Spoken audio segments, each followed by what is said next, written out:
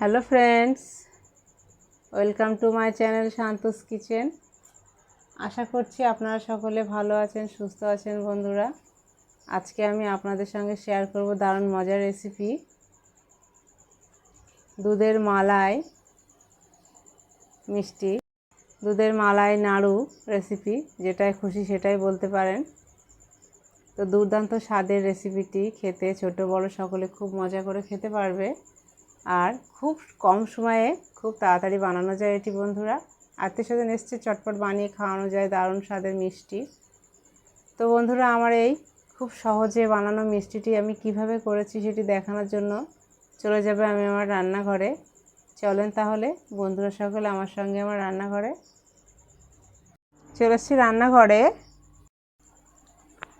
এখানে দিয়ে দিচ্ছি এরকম বাটির এক বাটি গরুর দুধ। দুধটা একটু হালকা জাল করে নেব। উনানটা এখনও জ্বালাইনি, এবার জ্বালিয়ে নিচ্ছি।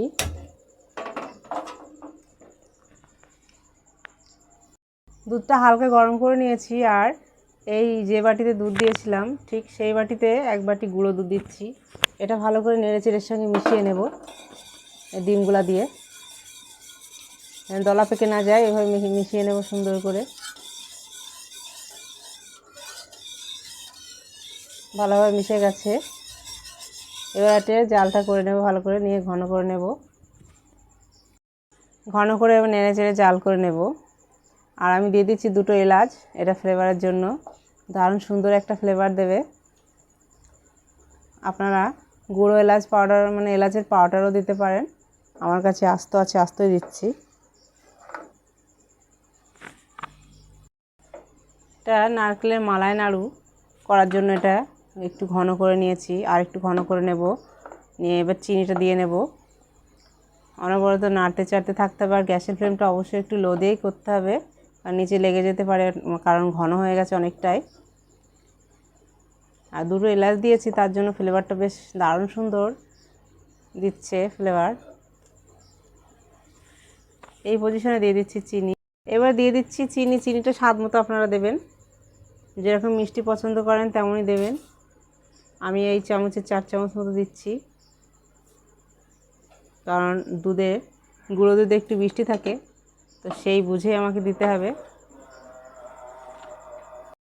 গুঁড়ো দুধ দেওয়ার কারণে অনেকটা খুব তাড়াতাড়ি ঘন হয়ে গেছে।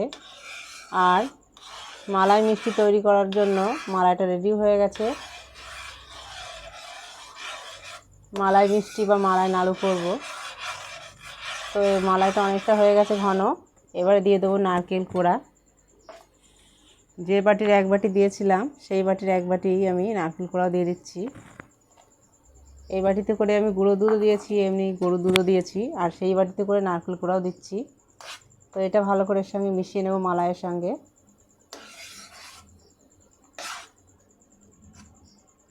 আর চিনিটা অবশ্যই আপনারা স্বাদ মতোই দেবেন। এবার ভালো করে নাড়াচাড়া করে একটু শুকনো শুকনো করে নেব। যেমন সুন্দর দেখতে ততটাই সুন্দর খেতে মজার। আর বাড়িতে এরকমভাবে নিজে হাতে মিষ্টি তৈরি করে খাওয়ার মজা একটা আলাদা। আমি যে দুটো এলাচ দিয়েছি সেই এলাচ দুটো আমি এবারে ফেলে দিচ্ছি, কারণ আমার আর লাগবে না। এটা ফ্লেভারের জন্য দিয়েছিলাম, তো সেটা হয়ে গেছে, আমি ফেলে দিচ্ছি। অনেকটাই ঘন হয়ে এসছে, আর একটু ঘন হয়ে আসলে আমি নামিয়ে নেব। এটা দারুণ সুন্দর লাগে এই মালাই মিষ্টিগুলো, এই মালাই নাড়ুটি দুর্দান্ত খেতে।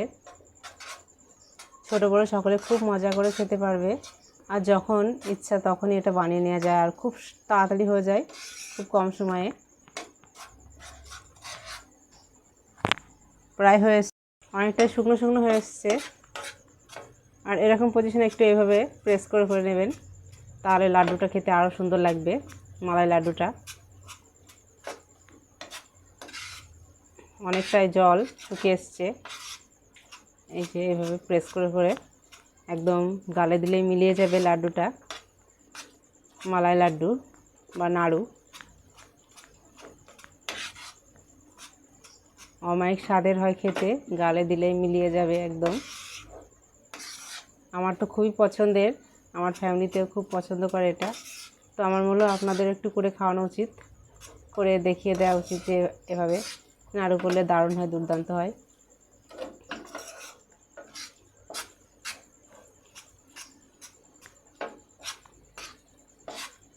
এবার আমি এটা চাড়িয়ে নিয়েছি, অনেকটা শুকনো হয়ে গেছে। এবার নামিয়ে নেব।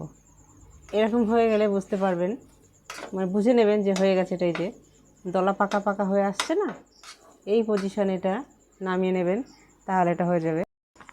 এবার নামিয়ে নিচ্ছি। এই যে শুকনো হয়ে গেছে, দেখে মনে হচ্ছে সন্দেশ, দারুণ সুন্দর খেতে, দেখতেও যেমন খেতেও তেমন।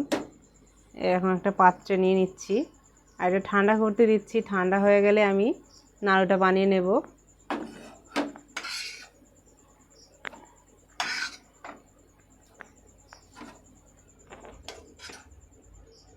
ছড়িয়ে দিচ্ছি একটু ঠান্ডা করার জন্য। দেখে কেউ বুঝতেই পারবে না যে এটা দুধ দিয়ে নারকেল দিয়ে করেছি।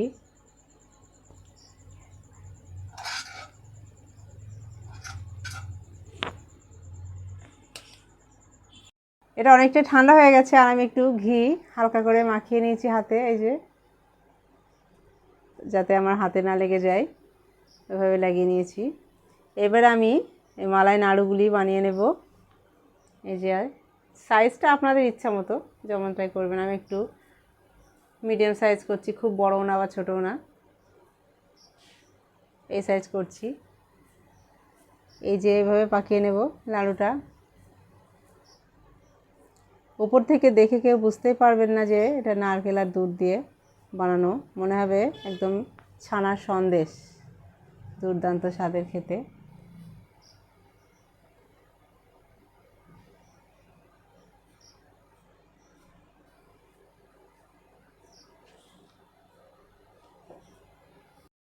আবার একটা পাকিয়ে নিচ্ছি নাড়ু। এভাবে চেপে চেপে প্রেস করতে হবে, এই যে এভাবে। এই যে হয়ে গেছে মোটামুটি নাড়ুটা।